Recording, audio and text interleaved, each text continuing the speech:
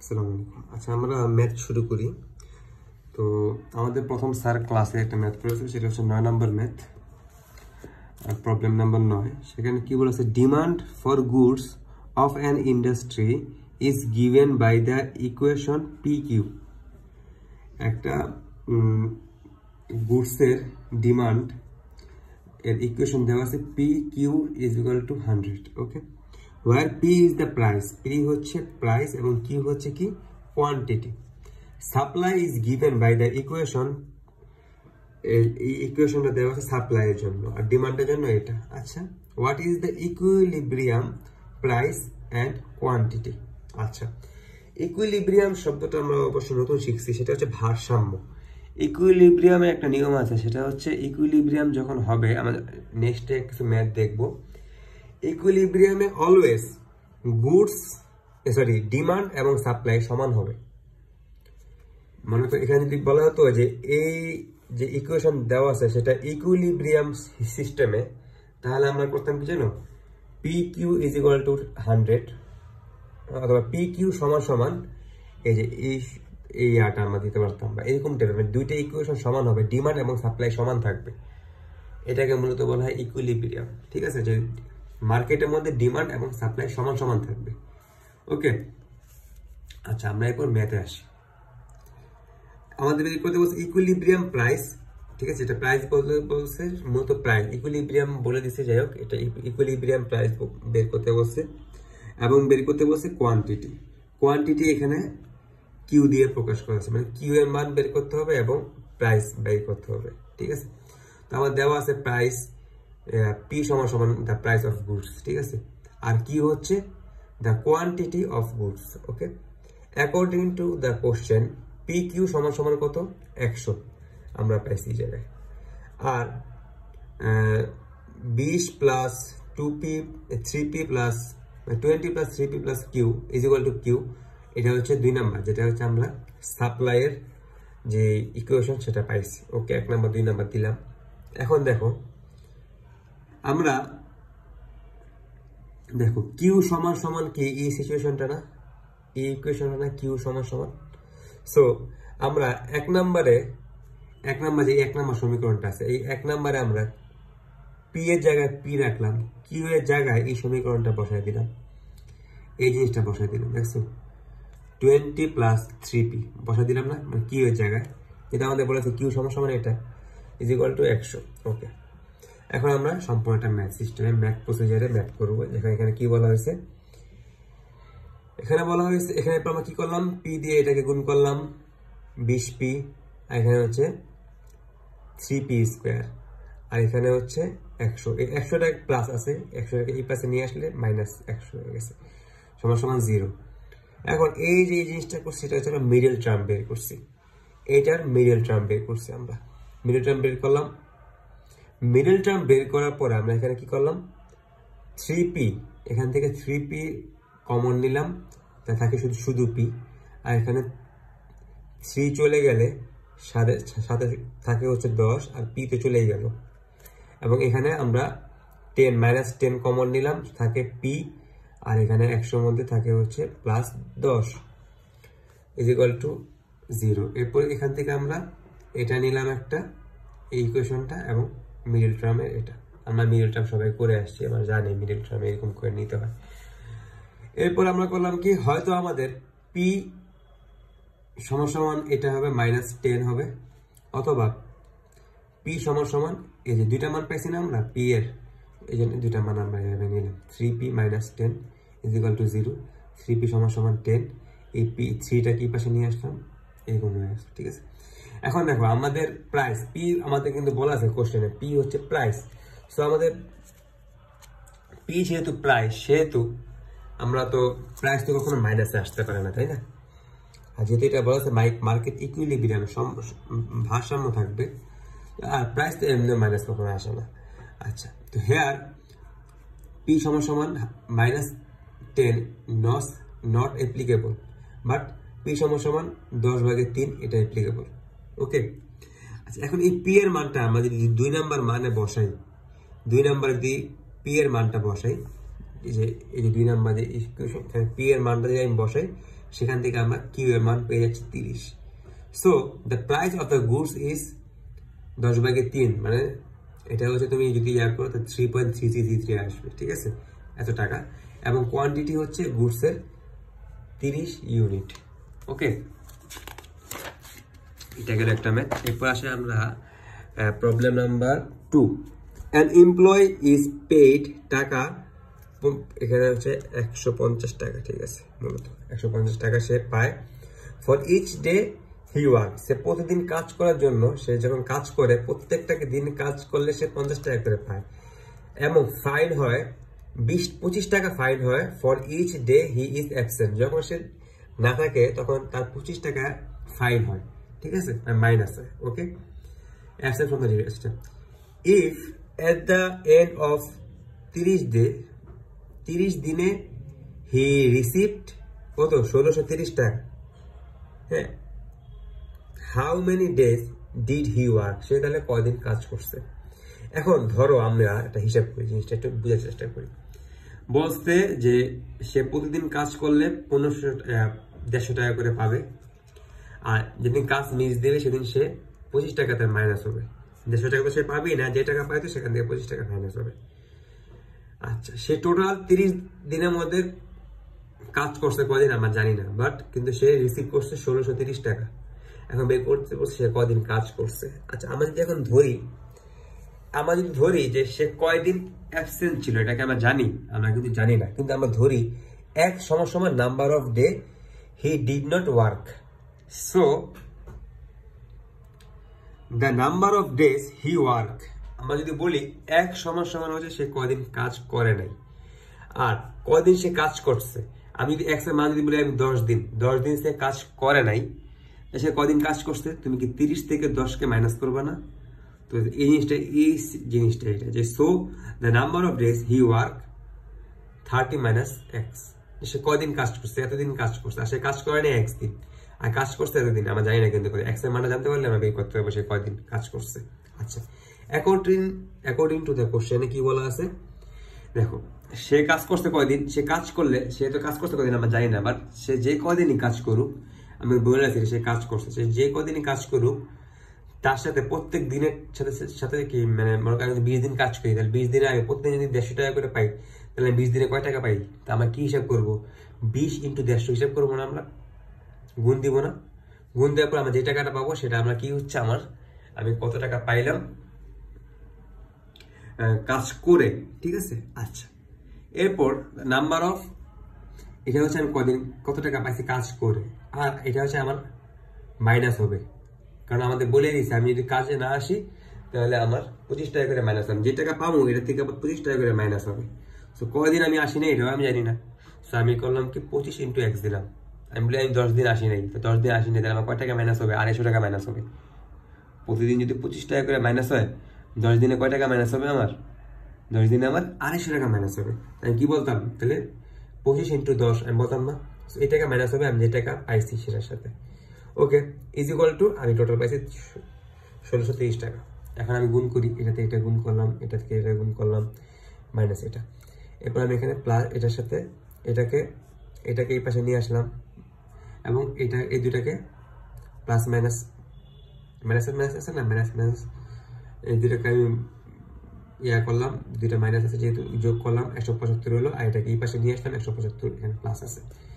এরপর দেখো এই 175 টাকা আমি এই পাশে পাঠিয়ে দিলাম, এই যে এক্সটা, এই যে এক্স। ওকে, আমি হচ্ছে 16.4 দিন কাজ করি নাই, এটা তো একটা হলো না। 16.4 দিন কি কখনো পসিবল হয়?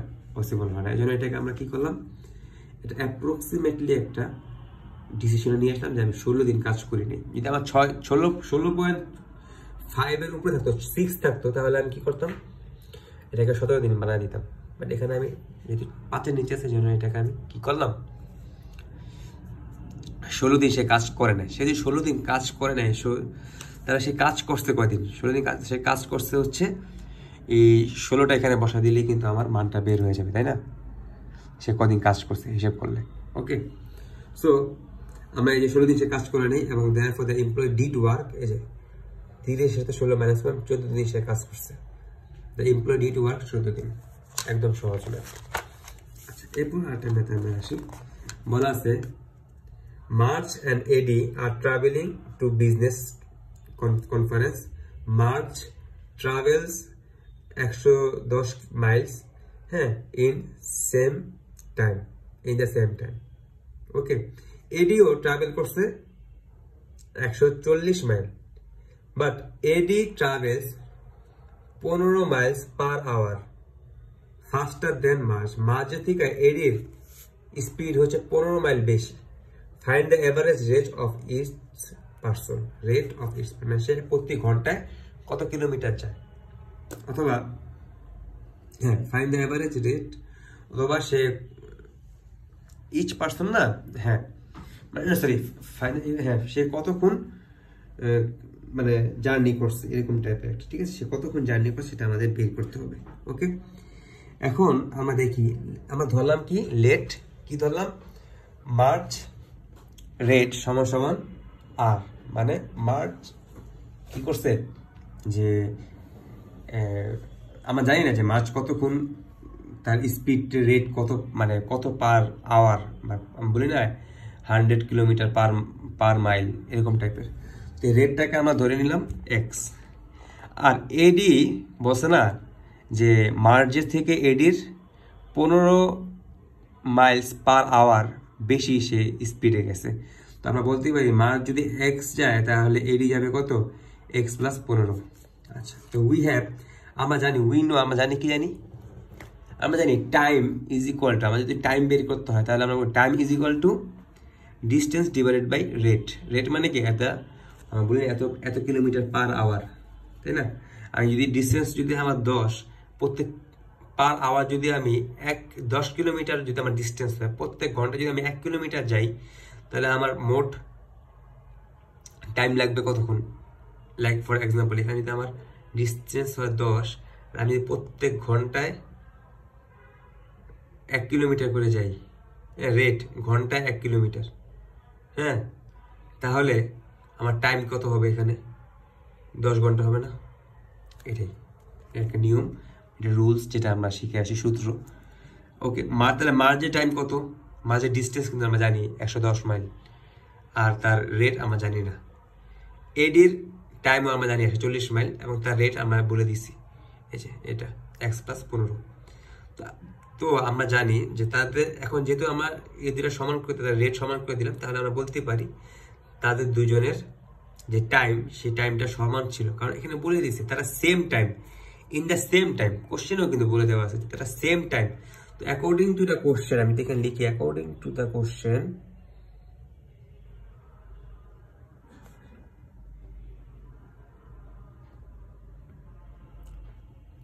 এর যতক্ষণ যে কয় ঘন্টা লাগছে তারও সেম ঘন্টায় লাগছে অ্যাকর্ডিং টু দ্য কোশ্চেন, কারণ এখানে বলেই দেওয়া আছে সেম টাইম। এরপর আমরা আরেকটি গুণ করি, এটার সাথে এটা গুণ করি, এই গুণ করলাম, গুণ করার পরে আমরা এখানে এই মান পেলাম, এরপরে এই মান পেলাম, ঠিক আছে, এরপরে আমরা এই মান পেলাম। এরপর আমরা করলাম কি, এক্সটাকে এই পাশে নিয়ে আসলাম, এইটাকে ভাগ করলাম, ভাগ করার পর আমরা এক্স দেখতেছি 55। তাইলে আমরা বলতেই পারি মার্চ কি করে ঘন্টায় 55 মাইল যায়। তো তাহলে সে মোট কতক্ষণ, সরি আমি খেয়াল করিনি অবশ্য, সে কতক্ষণ ট্রাভেল করছে? তাহলে 110 দিয়ে আমরা 55 ভাগ করি, সে 2 ঘন্টা ট্রাভেল করছে। আর আমরা বলছি কোশ্চেনে বলে আছে তাদের জন্য টাইম সমান। তা আমি আবার তারপর চেক করি, হ্যাঁ, তাহলে টাইম এডির টাইম কত? 55 যোগ 15 না, আমরা আগে জানি আছি x প্লাস 15, মোট 70 আর 140, তাহলে তারও সে 2 ঘন্টা ট্রাভেল করছে। এরপর আমরা একটা ম্যাথে আসি, সেখানে কি বলছে, ইফ টোটাল কস্টকে সি দ্বারা প্রকাশ করা হয়েছে এন্ড টোটাল রেভিনিউকে আর দ্বারা প্রকাশ করা হয়েছে for a company are given by C সমান সমান 50 প্লাস 3x আর আর সমান সমান 30x মাইনাস 1/2x স্কোয়ার। ওকে, দুইটা সমীকরণ দিছে, এটা কস্টের সমীকরণ আর রেভিনিউ সমীকরণ। ওকে, where x is the output, okay, find output at which the profit is, okay, 50 unit হচ্ছে আমার প্রফিট, আর x হচ্ছে আমার আউটপুট মানে কতটুকু ছিল ইউনিট। ওকে, কোনো সমস্যা নেই, ম্যাথটা আমরা করি। তো উই হ্যাভ কস্ট বলা আছে, কস্ট আমাদের বলা আছে, তো কস্টের একটা ইয়া দিয়ে দিছে আমাদের সমীকরণ, এবং রেভিনিউ সমীকরণ একটা দিয়ে দিছে, আর প্রফিটও বলে দিছে 50। তো আমরা কি জানি প্রফিট সমান সমান কি রেভিনিউ মাইনাস কস্ট না, প্রফিট সমান সমান। সো আমরা সূত্রটা অ্যাপ্লাই করি, প্রফিট সমান সমান রেভিনিউ মাইনাস কস্ট। রেভিনিউ কি দেওয়া আছে, যে রেভিনিউ, আর প্রফিট, এই যে প্রফিট ছিল 50, রেভিনিউ এটা মাইনাস কস্ট, কস্ট কত ছিল এটা, আমি একবারে এখানে যদি ব্রেকেট দিতাম তাহলে এখানে প্লাস, আমি ব্রেকেট উঠে দিয়েছি, এখানে মাইনাস হয়ে গেছে। এরপর আমি করলাম কি, এরপর আমি যে কাজটা করলাম সেখানে একটা সংক্ষেপে একটা কাজ করছি, বাট এটা যদি আমি দেখাই হিসাব করে, যে 3x আর 30x 27x, ঠিক আছে। এরপর দেখো এখানে কি আছে, আচ্ছা এই 50টাকে আমি কি করলাম এই পাশে নিয়ে গেলাম, 100 করে দিলাম, আর এখানে এটাই আছে। এরপর এখানে আমি করলাম কি 2কে লসাগু নিলাম, লসাগু নেওয়ার পরে এখানে 1 ছিল না, 1 দিয়ে 2কে গুণ করলে 2 হয়, আর 2 দিয়ে আমি যদি 27কে গুণ করি তাহলে 54x হয়, মাইনাস 2 দিয়ে 2কে ভাগ করলে কত হয় 1 হয়, আর 1 দিয়ে যদি আমি এটাকে গুণ করি তাহলে x² হয়। ওকে, এখন এই 2টাকে আমি এই পাশে নিয়ে আসলাম, গুণ ভাগ আকার আছে, এখানে আমি গুণ করলাম 200 হয়েছে, আর এখানে যে মান ছিল সেই মান বসালাম। এরপর আমি করলাম কি x² এই পাশে নিয়ে আসলাম। ওকে, এই 54টাকে এই পাশে মাইনাস করে নিয়ে আসলাম, যোগ ছিল এখানে মাইনাস করে নিয়ে আসলাম, আর এই যে এটাকে আমি এই পাশে ছিল এই পাশে রাখলাম, এখানে আমি 0 দিয়ে দিলাম। এরপর আমি এখানে মিডল টার্ম বের করলাম, মিডল টার্ম বের করার পরে আমার এই মানটা আসলো এবং এই মানটা আসলো। এরপর 1 সমান সমান হয়তো 50 অথবা 1 সমান সমান 4, ঠিক আছে। এই হচ্ছে আমার মূলত এই ম্যাথটা, এই ম্যাথটা খুব সহজ। এরপরে আমরা কটা ম্যাথ দেবো, 1 2 3টা ম্যাথ আছে, তারাগুলো আসলে আমাদেরকে এইচডাব্লিউ দিতে হবে, যদি করলে পরীক্ষা ইনশাল্লাহ কমন পাবো। Find the market equilibrium price and quantity, আমাদের ইকুইলিব্রিয়াম প্রাইস এবং কোয়ান্টিটি আমাদের বের করতে বলছে। ইফ দ্য ডিমান্ড ইকুয়েশন বলা আছে এত, অ্যান্ড সাপ্লাই ইকুয়েশন দেওয়া আছে এটা, ঠিক আছে। আচ্ছা, where P is the price and Q is the quantity of the commodity, commodity শব্দ হচ্ছে যে ভোজ্য বা লাইক যে জিনিসটা আমি নিচ্ছি সেটা। Okay, find the total revenue at market equilibrium price, আমাদের রেভিনিউ বের করতে বলছে। আমরা কিন্তু জানি রেভিনিউ সমান সমান হচ্ছে প্রাইস, কয় টাকা দিয়ে আমি বিক্রি করছি ইন্টু কি কোয়ান্টিটি, বাট প্রফিট কিন্তু আলাদা, প্রফিট সমান সমান কিন্তু প্রাইস ইন্টু কোয়ান্টিটি, প্রফিট সমান সমান হচ্ছে revenue price minus cost price, সেটা সমান সমান প্রফিট, বাট রেভিনিউ কিন্তু আলাদা, মানে আমি কয় টাকা বিক্রি করছি সেটা মূলত রেভিনিউ বোঝায়। ওকে, আচ্ছা, তো আমরা এখন ম্যাথে আসি। বলা আছে উই হ্যাভ ডিমান্ড ইকুয়েশন, এটাকে আমরা করছি কি এই জিনিসটাকে আমরা এই পাশে নিয়ে আসছি, পি সমান সমান এটা রাখছি, কেন আনছি আমরা সামনে বুঝতে পারবো। সাপ্লাই ইকুয়েশন বলা আছে এটাকে এইটাই রাখছি। এবার আমরা করছি কি পুটিং 1 in 2, মানে আমরা পুটিং 1 না, পুটিং পি, 1 না, পুটিং পি করছি কি আমরা 2 নাম্বার সমীকরণে আসছি। এই যে পি এর মানটাকে আমরা 2 নাম্বারে নিয়ে আসলাম, 2 নাম্বার এই জায়গার মধ্যে পি এর জায়গায় আমরা মানটা বসাইলাম, এই যে মান বসাইলাম, মান বসানোর পর আমরা গুণ করে দিলাম। এরপরে আমরা আবার কি করলাম, এখানে থেকে কিউ স্কোয়ার, এখানে আমরা প্লাস মাইনাস করলাম, দেখো এই যে দেখো এটাকে আমরা এই পাশে নিয়ে আসলাম, 56 হয়ে গেল, আর এখানে হচ্ছে 4টা কিউ আর 6টা কিউ, মোট 10টা কিউ। এরপরে আমরা করলাম কি এই 56টাকে এই পাশে নিয়ে আসলাম, মিডল টার্ম করবো দেখে, এরপর আমরা এখানে মিডল টার্ম করলাম। এরপর আমরা 2টা মান পাইলাম, এই যে একটা আর এই যে এটা, এই 2টা মিলে একটা মান। মিডল টার্ম করে আমরা একটা দেখাই, মিডল টার্ম করে আমরা এখানে 2টা মান পেলাম, হয়তো এটা অথবা এটা, কিন্তু এখানে মাইনাস বলা আছে। কিউ দিয়ে বোঝানো হয়েছিল কি, কিউ দিয়ে বোঝানো হয়েছিল হচ্ছে কোয়ান্টিটি, তাই না? কিউ দিয়ে কোয়ান্টিটি তো কখনো মাইনাস থাকতে পারে না, তাই না? এই জন্য এটা অ্যাপ্লিকেবল না। অ্যাপ্লিকেবল হচ্ছে কিউ সমান সমান 4। এখন এই কিউ এর মানটা আমরা কি করব, 1 নম্বর সমীকরণে বসাবো, তাহলে আমরা পি এর মান পেয়ে যাব। পি হচ্ছে টাকা, ঠিক আছে, আর এটা হচ্ছে কোয়ান্টিটি। তো পি হচ্ছে এত। সো দ্য ইকুইলিব্রিয়াম প্রাইস 34 টাকা, প্রত্যেকটা ইয়ার 34 টাকা, এবং the quantity is 4। Okay, therefore total revenue, আমরা কিন্তু শিখছি টোটাল রেভিনিউ সমান সমান হচ্ছে পি ইন্টু কিউ। তো টোটাল রেভিনিউ আমরা পি ইন্টু কিউ দিয়ে আমরা পেলাম 136 টাকা। শেষ। এরপর একটা ম্যাথে দেখি আমরা কি বলছি এখানে। এই ম্যাথে বলছে find the market equilibrium price and quantities of two commodity. দুইটা প্রোডাক্টের ইকুইলিব্রিয়াম প্রাইস এবং কোয়ান্টিটি আমাদের বের করতে হবে। If the demand equation x সমান সমান এটা বলা আছে এবং ওয়াই সমান সমান এটা বলা আছে দুইটা প্রোডাক্টের, এবং সাপ্লাই ইকুয়েশন বলা আছে এক্স সমান সমান এটা, ওয়াই সমান সমান এটা, দুইটা প্রোডাক্টের। ওয়ার পি এবং কিউ রিপ্রেজেন্ট করে ইউনিট প্রাইসকে, হ্যাঁ, এন্ড এক্স এবং ওয়াই রিপ্রেজেন্ট করে কোয়ান্টিটিকে, ঠিক আছে। Okay, of two quantity. Okay, given unit price সমান সমান পি এবং কিউ, আর কোয়ান্টিটিসকে রিপ্রেজেন্ট করে এক্স এন্ড ওয়াই। তো we all know at market equilibrium demand and supplies are equal. আমরা আগে বলছি ডিমান্ড এবং সাপ্লাই কি হবে, মার্কেট ইকুইলিব্রিয়ামে ডিমান্ড এবং সাপ্লাই হবে সমান হবে। লাইক বিষয়টা আমি জানি না কতটুকু বুঝতে পারবো, তারপর ট্রাই করি বোঝানোর জন্য। মার্কেট ইকুইলিব্রিয়াম বিষয়টা ডিমান্ড যখন কোনো একটা প্রোডাক্টের ডিমান্ড যখন, মনে করি এটা হচ্ছে ডিমান্ড, এটা হচ্ছে প্রাইস, ঠিক আছে। ডিমান্ডটা হয় হচ্ছে আমার পার্সপেক্টিভ থেকে, আমি কাস্টমার, আমার পার্সপেক্টিভ থেকে ডিমান্ডটা হয়। তো আমি যদি ডিমান্ড করি যে আমি 1 কেজি আলু, 20 কেজি, 30 কেজি, 40 কেজি, 10 কেজি আলুর দাম হচ্ছে মনে করো লাইক 20 টাকা, 40 টাকা, 60 টাকা, 80 টাকা। আচ্ছা, এখন আমি বলি 10 কেজি আলুর দাম যদি 20 টাকা হয়, ঠিক আছে, তাহলে আমি কি করব, আমি কি একটু চেষ্টা করব না বেশি নেওয়ার জন্য?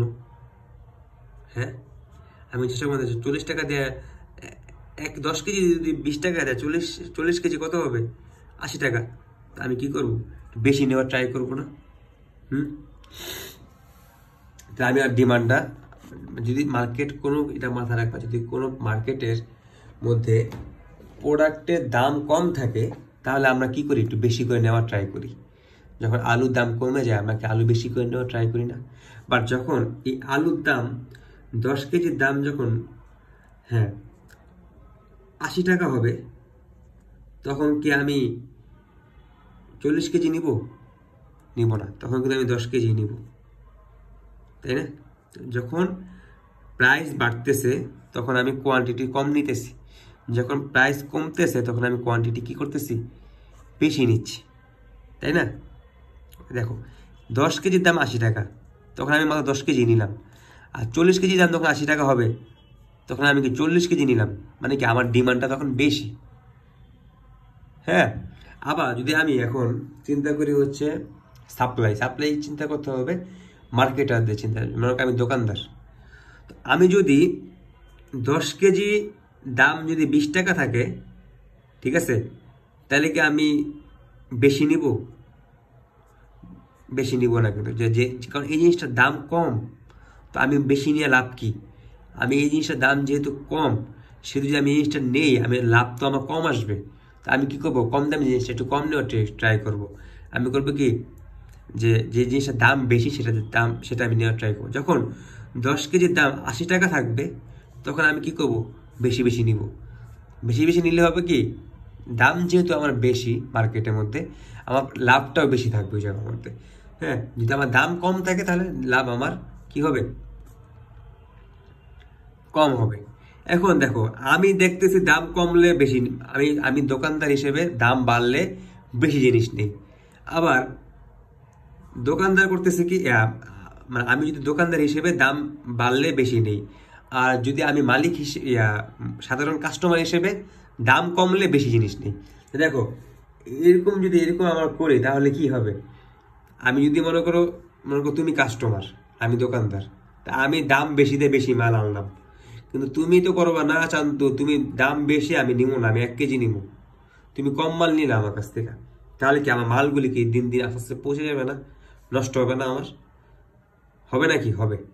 আবার যদি কি করি যে আমি কম দামে, মানে তুমি তো এখন মনে করো আমার দাম কম, এখন আমি মনে করো দোকানদার আর তুমি হচ্ছে কাস্টমার, দাম এখন কম, যদি দামটা কম হয় তাহলে করবা কি তুমি আমার কাছ থেকে বেশি জিনিস নিবা, নিলেও কিন্তু আমি তো দাম কম দেখে আমি মাল কম নিতেছি, আমার লাভ কম হবে, আমি এখানে বেশি নিয়ে লাভ কি, মাল কম নিয়েছি, কিন্তু তুমি আমার কাছে নিতে যাবে 40 কেজি, আমার কাছে আছে 10 কেজি, তাহলে কি হবে? মার্কেটের মধ্যে জিনিসের শর্ট পড়ে যাবে না? সো মার্কেট ইকুইলিব্রিয়াম কি বলতেছে যে ঠিক আছে, তোমারটাও মানলাম, কাস্টমারও দেখতেছি, কনজিউমারও দেখতেছি, কাস্টমার এবং দোকানদার দুইটা দেখে আমরা একটা মেইন একটা দামে আসি। তাহলে আমরা করি কি, 10 কেজি দাম আমরা 80 টাকাও নিলাম না, 20 টাকাও নিলাম না, 10 কেজি দাম আমরা মাঝখানে আনি, মনে করো 50 টাকা আনি, 10 কেজি দাম 50 টাকা, এটাকে বলে ইকুইলিব্রিয়াম। এই সমতা, যে ডিমান্ড, আমার ডিমান্ড তাহলে হবে কি, ডিমান্ডও যেমন থাকবে সাপ্লাইও তেমনই থাকবে। মানে কি, আমি কাস্টমার হিসেবে যতটুকু নিতে চাচ্ছি, যেহেতু দামটা মাঝখানে চলে আসছে, এখন আমি দোকানদার হিসেবে একটা চিন্তা করে মাল নিব, তুমিও কাস্টমার হিসেবে একটা চিন্তা করে মাল নিবা, তুমিও বেশি নিবা না, আমিও বেশি আনবো না, আমরা একটা একটা ভারসাম্য হিসেবে আনবো, এটাকে মূলত ইকুইলিব্রিয়াম বলা হয়। ঠিক আছে, আমি জানি না আমি কতটুকু বুঝতে পারছি, বাট আমি এই টার্মগুলো পড়ি নাই, আমি ফার্স্ট পড়ছি, তো আমিও চেষ্টা করছি আর কিছু বোঝানোর জন্য। এখানে গ্রাফটা আমার ঠিক হয় নাই, এই গ্রাফটা নিয়ে কেউ চিন্তা করে, আমি জাস্ট বুঝালাম আর কি। ওকে, তো এখন আমাদের কি বলতে বলছে যে, তো এই যে এখান থেকে আমরা আসলাম যে at market equilibrium demand and supply are equal হয় সবসময়। Okay, according to the question আমরা কি বলছি, ইকুইলিব্রিয়াম কি ডিমান্ড এবং সাপ্লাই সমান হবে, তাহলে অ্যাকর্ডিং টু দ্য কোশ্চেন আমরা কি বলতে পারি, এই যে ডিমান্ডে যে দুইটা ইকুয়েশন দিছে আর সাপ্লাইয়ে দুইটা ইকুয়েশন দিছে, আমাকে বলতে পারি না ডিমান্ডের ইকুয়েশন এবং সাপ্লাই ইকুয়েশন সমান, যদি আমরা বলতেই পারি। এই জন্য আমরা করলাম কি, ডিমান্ডের এক্স এর মান নিয়ে আসলাম এখানে, এবং সাপ্লাইয়ের এক্স এর মান নিয়ে আসলাম, নিয়ে বললাম দুইটা সমান। এরপর আমরা করলাম কি, এই দুইটা থেকে প্লাস মাইনাস করলাম, প্লাস মাইনাস করে টোরে আমরা এখানে পি সমান সমান কত পাচ্ছি, 1 কিউ পাচ্ছি, 1 প্লাস কিউ, এটা পি এর মান পাচ্ছি। এরপর এই পি এর মানটা আমরা রাখলাম 1 নম্বর সমীকরণ হিসেবে।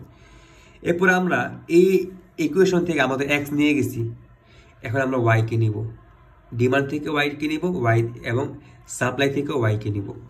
এই যে ডিমান্ড থেকে আমরা ওয়াই কে নিলাম, সাপ্লাই থেকেও আমরা ওয়াই কে নিলাম, এবার প্লাস মাইনাস করে আমরা একটা মান পাইলাম, এখানে আমরা একটা মান পাইলাম।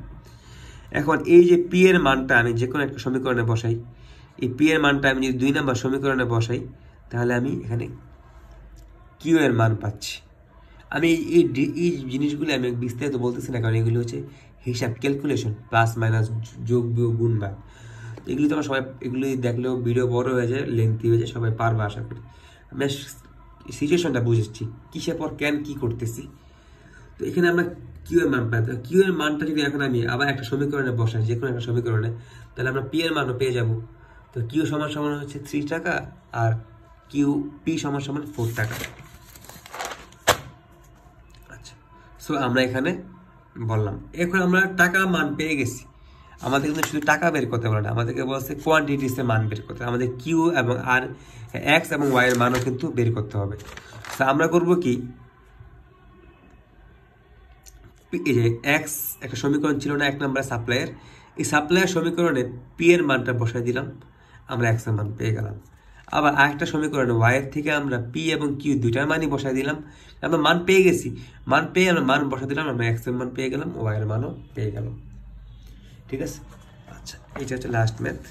লাস্ট ম্যাথ বলতে আরও এরপর অনেক ম্যাথ আছে, এগুলো হচ্ছে অন্য কিছুর ম্যাথ, বাট সহজ ম্যাথের মধ্যে এটা হচ্ছে লাস্ট ম্যাথ, এবং এই ভিডিওতে লাস্ট ম্যাথ সেটা হচ্ছে the demand equation for commodity is given, demand equation দেওয়া আছে এটা, এবং এটা ডিমান্ড ইকুয়েশন, এবং আরেকটা এক্স, আচ্ছা এক্স হচ্ছে নাম্বার অফ ইউনিট এবং পি হচ্ছে প্রাইস। এই যে একটা ইকুয়েশন দিচ্ছে, এখানে এক্স হচ্ছে নাম্বার অফ ইউনিট, পি হচ্ছে price. If the average cost per unit 3 টাকা, 3 টাকা যদি অ্যাভারেজ কস্ট হয় per unit, find the number of unit at break even point. Break even সম্পর্কে আমাদের একটা ধারণা নিতে হবে। ব্রেক ইভেন পয়েন্ট হচ্ছে যে টোটাল রেভিনিউ এবং কস্ট সমান হবে। আমরা সবাই জানি, কেউ জানি কেউ জানি না। ব্রেক ইভেন পয়েন্টের নিয়ম হচ্ছে টোটাল রেভিনিউ এবং কস্ট সমান হবে।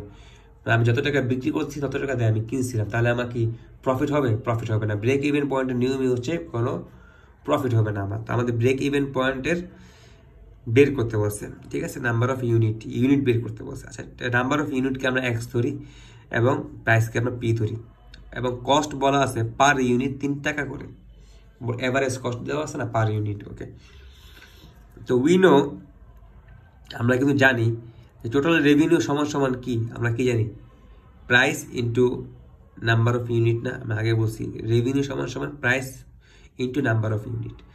তো পি ইন্টু এক্স, তাই না? পি ধরছি আমরা হচ্ছে প্রাইস এবং এক্স ধরছি ইউনিট। পি এবং এক্স হচ্ছে, এখন পি এর মান, এক্স এর মান তো আমরা জানি, এই যে এখানে বলে দেওয়া আছে এক্স সমান সমান এটা, এই মানটা আমরা এখানে বসা দিলাম। দেন পি এক্স সমান সমান 8p মাইনাস পি স্কোয়ার। ওকে, আচ্ছা, আমরা কিন্তু জানি টোটাল কস্ট সমান সমান average cost into number of unit. আমার যদি একটা জিনিস তৈরি কিনতে 10 টাকা লাগে, 10টা জিনিস কিনতে কয় টাকা লাগবে? আমার 100 টাকা লাগবে। তাহলে টোটাল কস্ট সমান 100 টাকা, এভারেজ কস্ট 10 টাকা এবং নাম্বার অফ ইউনিট 10, আমরা জানি। হ্যাঁ, তো আমরা এরকম হিসেবে বের করলাম। টোটাল কস্ট বলা আছে 3 টাকা, 3 টাকা তো তোমার এভারেজ কস্ট, টোটাল কস্ট হচ্ছে 3x। 3x মানে কি? নাম্বার অফ ইউনিট তো আমরা জানি না, তো এই জায়গায় আমরা এক্সটাকে নাম্বার অফ ইউনিট ধরে নিয়েছি, কারণ আমরা প্রথমে দিয়ে নিয়েছি নাম্বার অফ ইউনিট এক্স, আর এই পাশে 3 ইন্টু এক্স। ওকে, তো 3x এর মানটা আমরা বসা নিলাম এই জায়গায়, এক্স এর মানটা এই জায়গায় বসা নিলাম। এক্স এর মানটা আমরা এই জায়গায় কোশ্চেনে দেওয়া আছে 1 সমান এত, এক্স এর মানটা আমরা বসা নিলাম। ওকে, তো আমরা এই জায়গায় হচ্ছে এটা পাইছি যে টোটাল কস্ট, এটা হচ্ছে টোটাল রেভিনিউ, ঠিক আছে, এটা টোটাল রেভিনিউ, এটা টোটাল কস্ট। তো আমরা জানি ব্রেক ইভেন পয়েন্ট সমান সমান টোটাল রেভিনিউ সমান সমান টোটাল কস্ট। এই যে দেখো, ব্রেক ইভেন পয়েন্ট সমান সমান টোটাল রেভিনিউ সমান সমান টোটাল কস্ট, এই টোটাল রেভিনিউ টোটাল কস্ট। এরপরে আমরা এখানে মিডল টার্ম করে এই যে মান পেলাম। ওকে, দেখাই একটু, মিডল টার্ম করে আমরা এখানে দুইটা মান পাইছি। এখন হয়তো পি এর মান এটা হবে অথবা 3 হবে, 8 অথবা 3। আচ্ছা, ওয়েন পি সমান সমান 8 হয় তখন x সমান সমান 0 হয়, তাহলে তো হলো না। আবার ওয়েন পি সমান সমান 3 হয়, x সমান সমান 5 হয়, এখানে xটা নট অ্যাপ্লিকেবল, x সমান সমান 0 নট অ্যাপ্লিকেবল, কারণ 8 টাকা যদি কোনো প্রোডাক্টের দাম হয়, হ্যাঁ, এই প্রোডাক্টের ইউনিট যদি 0 থাকে তাহলে কি এটা কি হলো? হলো না। যেটা আমরা 0টাকে নট অ্যাপ্লিকেবল বলবো।